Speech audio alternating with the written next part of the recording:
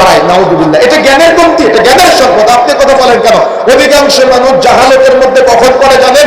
যখন সেই কথা বলে যে আল্লাহ আমাকে দিয়ে পাপ করায়, নাউযুবিল্লাহ। আল্লাহ আপনাকে দিয়ে পাপ করায়। আল্লাহ রাব্বুল আলামিন আপনার জন্মটাই তো দিয়েছে একটা মুসলিম পিতার ঘরে। আল্লাহ তো চায় আপনি জান্নাতে যান। আল্লাহ রাব্বুল আলামিন আপনাকে ছাগল গরু করে পাঠায় নাই, ইলম দিয়েছে, জ্ঞান দিয়েছে। তার মানে আপনি ভালো মন্দ বুঝতে পারেন, এই ক্ষমতা দিয়েছে। আপনি রাস্তা দিয়ে যাচ্ছেন, দেখতেছেন রাস্তার মাঝখান দিয়ে ট্রাক আসতেছে, আপনি মাঝখানে দাঁড়িয়ে থাকবেন না সাইডে সরে যাবেন? কোনটা করবেন? হ্যাঁ, তো মাঝখানে দাঁড়ায় থেকে বলেন যে আল্লাহ আমাকে মরণ লিখে রেখেছে। কথা বুঝেন না মনে হয়? কি বলতে হবে?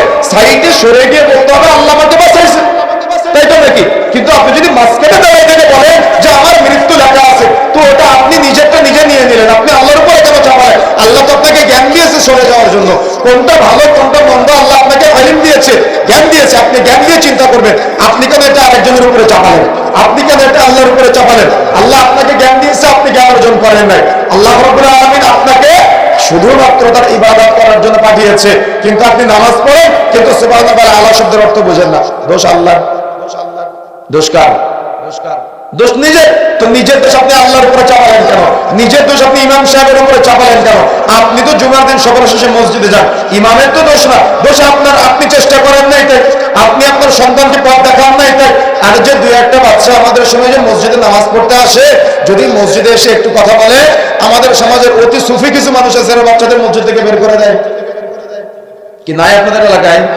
আছে, আছে আপনাদের এলাকায়। রাসূলুল্লাহ সাল্লাল্লাহু আলাইহি ওয়াসাল্লাম বলছেন, মুরু আওলাদাকুম বিসসালাতি ওয়া হুম আবনাউ সাবঈ সিনিন। তোমাদের সন্তানদের বয়স যখন 7 বছর হবে, তখন তাদেরকে নামাজের প্রশিক্ষণ দাও, সালাতের প্রশিক্ষণ দাও।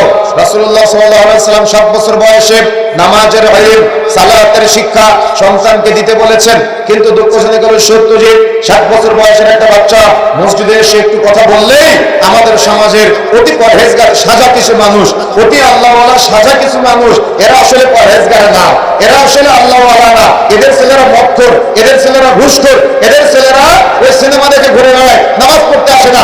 আরেকজনের ছেলে মসজিদে এসেছে, ও একটু কথা বললেই ওকে মসজিদ থেকে বের করে দেয়।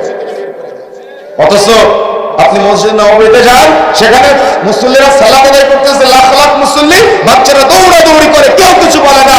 আরে এক সাইডে খেলনার ব্যবস্থা করা হয়েছে যাতে করে বাচ্চারা নামাজে আসে, আর আপনি বাচ্চাকে মসজিদ থেকে বের করে দিলেন। আরে রাসূলুল্লাহ সাল্লাল্লাহু আলাইহি ওয়াসাল্লাম সালাত আদায় করতেছে, নামাজ পড়তেছে, রাসূলের পিছনাতে হাসান হুসাইন উঠে রাসূলের নামাজের